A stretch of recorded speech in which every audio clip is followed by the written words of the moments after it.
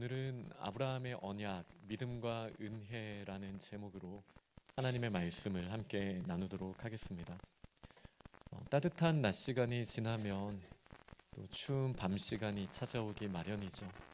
우리 마음 가운데 평강이 있다가도 또 깊은 어두움이 드리울 때가 있다라는 것을 저희는 잘 알고 있습니다. 아브라함은 지난주 특히 창세기 14장 내용을 보면 한 개인이 혹은 한 가정이 감당할 수 없을 정도의 큰 승리, 참 영광스러운 그런 영광의 시기를 경험했습니다. 그러나 그 이후 나온 오늘 본문을 보면 하나님께서 처음으로 아브라함에게 해주신 말씀은 두려워하지 말라라는 내용입니다. 아브라함은 무서웠던 것 같아요.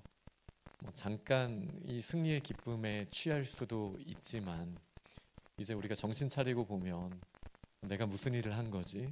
그 제국들이 다시 나를 추격해 와서 나를 어떻게 하면 어떡하지? 이 두려움에 사로잡히기 마련이죠. 아브라함만 그랬던 것이 아닙니다. 그의 아들 이삭도 이제 블레셋 지역, 그랄 지역 쪽으로 갔을 때 이 두려움에 빠져 있었고, 야곱도 그의 노년에 모든 것을 잃어버렸다라고 생각할 정도로 소중한 자신의 아들 요셉을 잃어버리고 이집트로 이제 가야 하는 상황 속에서 이 두려움에 빠져 있었습니다. 그러나 이 아브라함과 이삭과 야곱에게 나타나신 하나님이 동일하게 해주신 말씀은 두려워하지 말라라는 말씀이었습니다. 지금 우리들의 삶 가운데 어떠한 어두움을 지나고 있습니까? 어떤 밤이 우리를 무섭게 합니까? 어제의 승리와 상관없이 이 두려움은 우리를 찾아올 수 있습니다. 그러나 우리를 찾아오셔서 우리에게 새 힘을 주시고 용기를 주시는 우리 하나님의 음성에 오늘 저희가 귀 기울일 수 있으면 좋겠습니다. 두려워하지 말라. 내가 너와 함께하리라. 이 약속이 지금 저희 공동체에게 주신 하나님의 약속인 줄 믿으시기 바랍니다. 하나님의 약속은 크게 두 가지 모습으로 오늘 보여집니다. 하나님이 우리의 방패가 되신다라는 것, 그리고 하나님이 우리의 상급이시라는 것이죠. 아까 찬양했던 것처럼 우리의 시선을 우리의 마음에 둘 때 우리가 감당할 수 없는 화살과 칼날이 우리를 향하고 있음을 우리가 깨닫게 될 때 우리는 얼마나 큰 두려움에 빠집니까? 그러나 하나님께서 말씀하시는 거죠. 너희가 겪었던 이 모든 어려움 내가 막아줄 거야. 내가 너의 방패가 되어줄 거야. 이 음성이 하나님의 약속이니 우리에게 얼마나 큰 위로가 됩니까? 우리의 인생에서 우리가 경험하게 될 수많은 어려움들이 있습니다. 우리가 감당할 수 있다라고 생각했던 부분도 있지만 감당할 수 없다라고 결국은 인정할 수밖에 없을 때 하나님께서 말씀해 주시는 거죠. 내가 너의 방패야. 내가 대신 맞아줄 거야. 내가 대신 감당할 거야. 이 약속을 저희에게 주셨으니 우리가 더 소망 가운데 힘을 낼 수 있으면 좋겠습니다.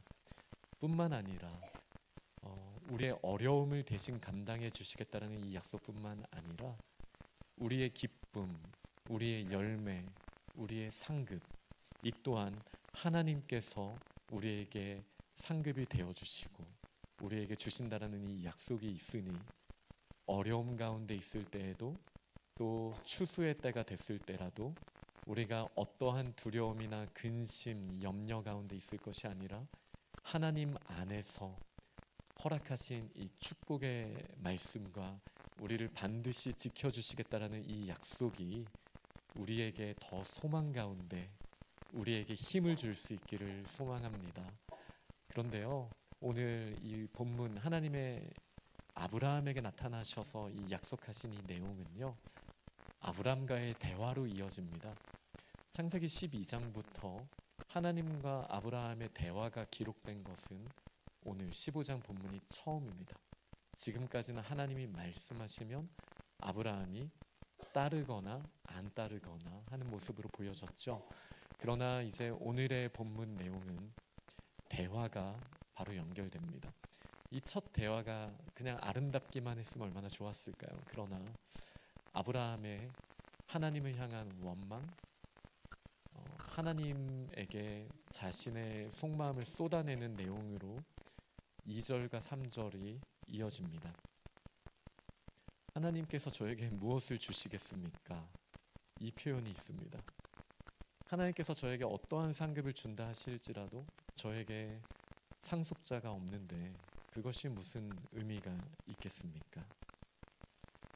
그러면서 아브라함은 이렇게 말하죠. 나에게 자식이 없기 때문에 저의 상속자는 다메섹 사람 엘리에셀이 될 것입니다. 하나님께서 저에게 씨를 주시지 않으셨으니 제 집에서 기른 자가 저의 상속자가 될 것입니다. 하나님 앞에 솔직하게 자신의 아픈 마음을, 힘듦을 이야기하는 아브라함의 모습을 보게 됩니다. 어떤 면에선 저에게 위로가 됩니다. 왜냐하면 믿음의 조상 아브라함의 믿음이 정말 우리가 따라갈 수 없을 정도로 어마어마한 믿음의 어떤 깊이를 가지고 있었다면 저 정도 믿음이 됐으니 하나님께서 은혜를 주셨지라고 생각할 법도 한데 아브라함의 믿음이 생각보다 그 믿음의 크기 때문에 하나님이 은혜를 주신 게 아닐 수도 있겠다라는 우리에게 한 줄기 빛의 소망의 빛을 비춰지는 느낌을 저는 받았습니다. 아브라함은 하나님의 약속을 붙들고 그가 알지 못하는 땅으로 왔죠. 그리고 그곳에서 우여곡절을 겪으며 그가 의지하였던 롯을 떠나보냈어요. 그러면 이제 하나님께서 상속자를 주시겠지라고 생각했을 텐데 여전히 이 문제가 해결이 되지 않는 거예요. 그러면 우리는 다시 저희의 손을 보게 됩니다. 저희의 마음을 다시 보게 됩니다. 그러면서 하나님의 약속을 다시 한번 해석해 보는 거예요. 하나님께서 나에게 자손을 주리라고 했지만 내 몸에게서부터 주신다는 말씀은 안 하셨으니 어쩌면 내가 입양해야 되는 거였을지도 몰라. 저는 당연한 수순이라고 생각을 합니다. 아브라함 입장에선 충분히 그렇게 생각할 수 있죠. 그러나 하나님께서 주신 답은 무엇입니까? 이 아브라함의 고백 가운데 하나님의 또 말씀의 응답이 있습니다. 4절에 있습니다. 여호와의 말씀이 그에게 임하여 이르시되 그 사람이 내 상속자가 아니라 너의 몸에서 날 자가 내 상속자가 되리라. 이 하나님의 음성은요 점진적인 것 같아요. 뭔가 한 번에 시원하게 탁 보여지면 참 좋겠는데 우리의 믿음의 분량에 맞게 조금씩 하나님께서 하나님의 뜻을 더 선명하게 드러내시는 것을 보게 됩니다. 그쵸, 하나님이 자손을 주리라고 하셨죠. 그러나 아브라함이 내 몸에서 날짜가 아닐 거야 라고 생각했을 때 그때 이제 하나님께서 너의 몸에서 날짜로 너에게 자손을 줄 거야 라고 약속을 하신 거예요. 그리고 아브라함에게 이 자녀가 없었던 이 긴 시간 동안 아브라함은 이 약속을 곱씹으면서 나중에 언젠가 저희가 그 본문까지 가겠지만 내년 언젠가일 거예요. 근데 또 아브라함은 이러죠. 내 몸에서라고 하셨지 사라의 몸에서라고는 안 하셨잖아. 이렇게 되는 거예요. 우리의 믿음이란 게 그런 거죠. 그러면서 이스마엘이 태어난 거예요. 아브라함과 하갈에게서. 그때 하나님은 또 말씀하시죠. 사라의 몸을 통해서 너에게 자녀를 줄 거야. 이 점진적으로 하나님께서 이렇게 응답해 주시는 걸 통해서 과연 어떠한 선한 것이 있습니까? 딱 하나. 저희들의 인격적으로 하나님의 약속을 따라가는 우리의 믿음의 분량이 커져 나간다라는 것이죠. 우리의 믿음이 합당하게 커질 수 있도록 그냥 하나님께서 이거는 누구라도 믿을 수밖에 없게끔 딱 하시고 하나님께서 그 버튼만 우리가 누르게 하셨다라면 과연 저희에게 저희의 믿음의 분량이 커진 거라고 고백할 수 있는 믿음이 있다라고 말할 수 있겠습니까? 믿을 수 없는 상황들이 있지만 한 걸음 한 걸음 주의 약속을 붙들고 나아갈 때 우리가 넘어질 만한 그 상황에서 다시 우리를 일으켜 주시고 조금 더 분명한 약속을 그 상황마다 허락하시고 그 약속을 붙들어 나갈 때 하나님의 약속도 이루어지지만 우리의 믿음의 분량도 아브라함처럼 서서히 하지만 더 탄탄하게 세워지게 될 줄 믿습니다. 이렇게 하나님께서는 아브라함에게 약속을 다시 선명하게 주십니다. 그리고 저 위를 바라보게 하세요. 저는 지난주에 일리노이의 한 맨션에서 방에서 위를 바라봤더니 수많은 레이디벅스들이 달라붙어 있더라고요. 그런데 아마 그 수많은 이 무당벌레보다도 더 많은 별빛을 봤겠죠. 저도 보고 깜짝 놀랐거든요. 이렇게 많구나. 아브라함도 놀랐을 거예요. 바라보면서 셀 수 없다라는 것을 이제 생각하게 되었을 때 하나님께서 이렇게 말씀하십니다. 이 별들을 셀 수 없는 것처럼 너의 자손도 이와 같이 많아질 거야 라는 약속을 주십니다. 이게 저희 믿음의 사람들에게 꼭 필요한 부분입니다. 동서남북을 바라보는 것만으로도 우리의 역량을 뛰어넘는 거예요. 이 가나안 땅의 크기를 아브라함이 동서남북을 다 바라본다는 것도 현실 세계에서 뛰어넘는 영역이긴 합니다. 믿음의 영역이죠. 그러나 저희는 우리의 고개를 들어 하늘을 바라봐야 합니다. 지금 당장 보여지는 것은 없지만 하늘을 보며 저 은하수들을 펼쳐 놓으시고 별들로 하늘에 수놓으신 하나님께서 우리에게 주신 약속을 바라봐야 합니다. 우리는 하늘에 속한 사람이기도 합니다. 그러니 이 땅의 문제로만 씨름할 것이 아니라 또 씨름할 것이 아니라 저희가 하늘을 바라보고 하늘의 하나님께서 우리에게 허락하신 그 약속을 붙들어야 될 줄 믿습니다. 아브라함은 믿었습니다. 저는 이 믿음의 크기가 중요하다고 생각하지 않습니다. 아브라함은 여전히 의심하는 모습으로 계속 보여질 거예요. 그러나 하나님의 이 약속을 믿었다. 그리고 그 믿음을 하나님께서 의로 여기셨다라고 창세기 15장 6절은 분명하게 말하고 있습니다. 하나님께서 하시죠. 아브라함이 여기서 믿었다라는 말은 제가 이 정도는 할 수 있겠는데요? 라는 믿음이 아니라는 거예요. 자신이 할 수 없는 영역을 인정하고 그러나 하나님께서 나의 방패요. 하나님께서 나의 상급이시고 하나님께서 저 별들을 걸어 놓으신 분이라면 제가 할 수 없는 영역에서 하나님이 하실 수 있는 분이심을 제가 믿고 따르겠습니다. 제 눈을 들어 동서남북을 바라보겠습니다. 제 눈을 들어 저 별들을 바라보겠습니다. 저에게는 지금 자녀의 소망도 이 땅을 얻을 수 있는 소망도 없지만 하나님께 그 소망을 두고 나아가겠습니다. 이 믿음의 고백을 하나님이 받으셨던 것이죠. 지금 저희들도 마찬가지입니다. 저희가 믿음의 눈을 든다라는 것은 내가 이만큼 준비됐으니 내가 할 수 있겠지. 아니 이걸 조금 더 순화해서 말하자면 하나님 제가 이 정도 준비됐으니 이 정도면 하나님께서 저를 쓰시겠죠.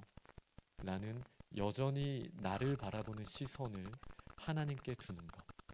나는 할 수 없지만 하나님께서는 하실 수 있습니다. 라는 정말 어두움의 끝에서 우리가 고백할 수 있는 이 믿음의 고백이 저희들에게 있을 수 있기를 간절히 소망합니다.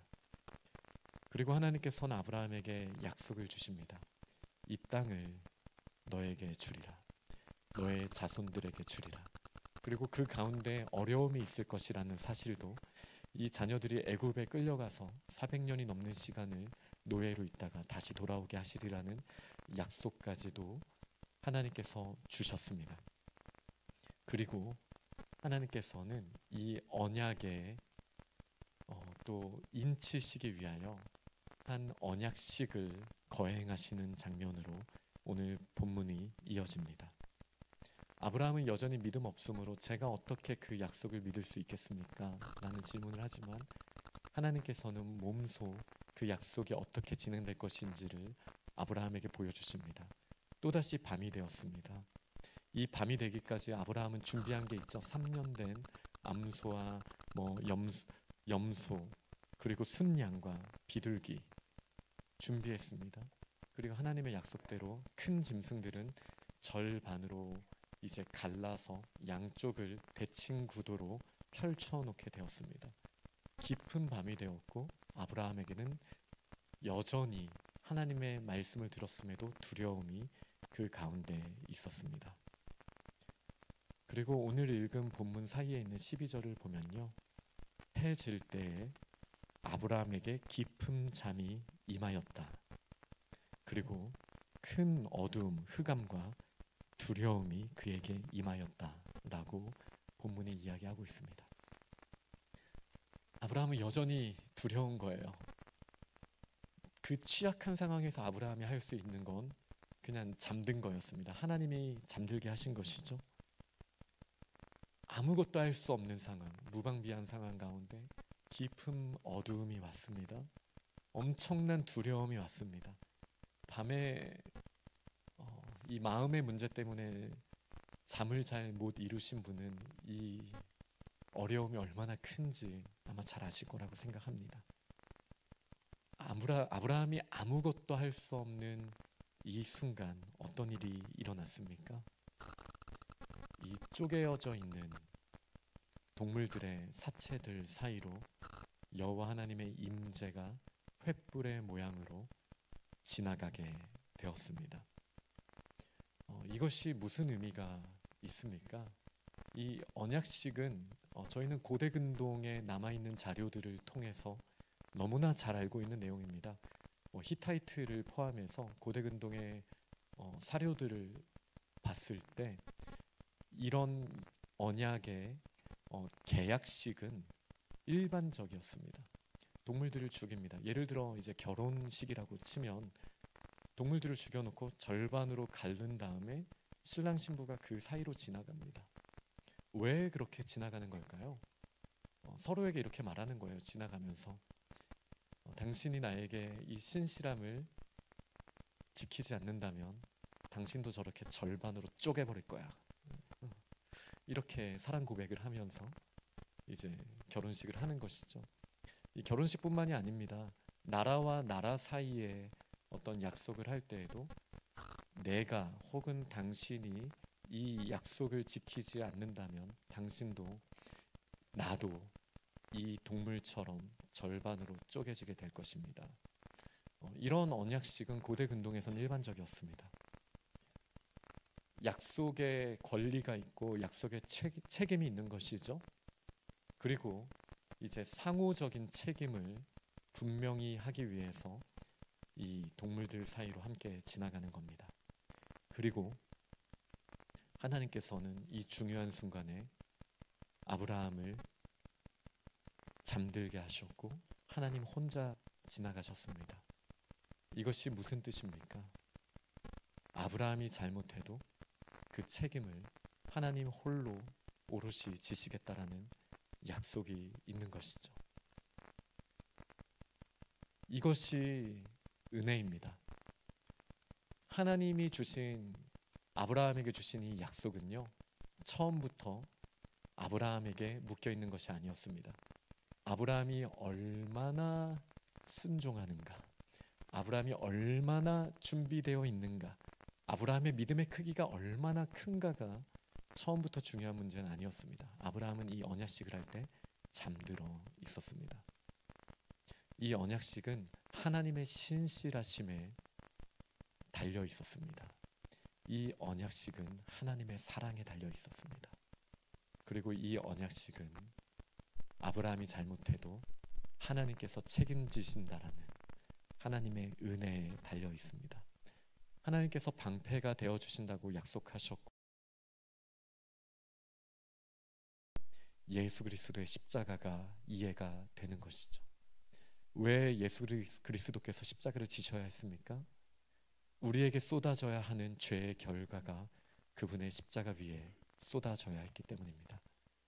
예수 그리스도가 방패가 되셔서 우리가 마땅히 받아야 할 그 죄와 죄의 결과까지도 그분이 대신 감당하시고 누구든지 그와 연합하여서 그분의 십자가 뒤에 있는 자들에게는 그 심판이 임하지 않을 수 있는 방패가 되어 주셨기 때문입니다.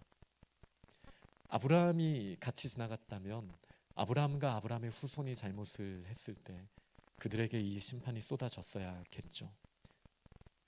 그러나 아브라함이 잘못했지만 하나님은 잘못한 것이 없고, 아브라함이 잘못했지만 하나님께서 그 심판을 대신 받으신 것, 바로 이 언약식에 이미 약속으로 담겨 있는 내용임을 저희들에게 보여주셨습니다. 지금 어떠한 두려움 가운데 있습니까? 우리가 감당할 수 없다라고 생각하는 근심과 어려움이 저희의 눈앞에 있습니까? 이 모든 것들 처음부터 저희가 짊어지라고 저희 앞에 놓여 있는 무게가 아니었습니다. 두려울 때 이 깊은 어두운 가운데 오셔서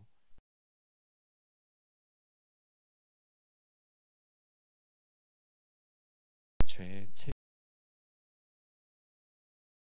동물이 절반으로 나누어진 것처럼 이 심판을 대신 홀로 감당하시겠다라고 약속하신 하나님이 지금도 우리와 함께 하시는 분이심을 믿으시기 바랍니다.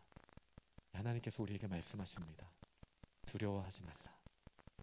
내가 너의 방패다. 내가 너의 상급이다.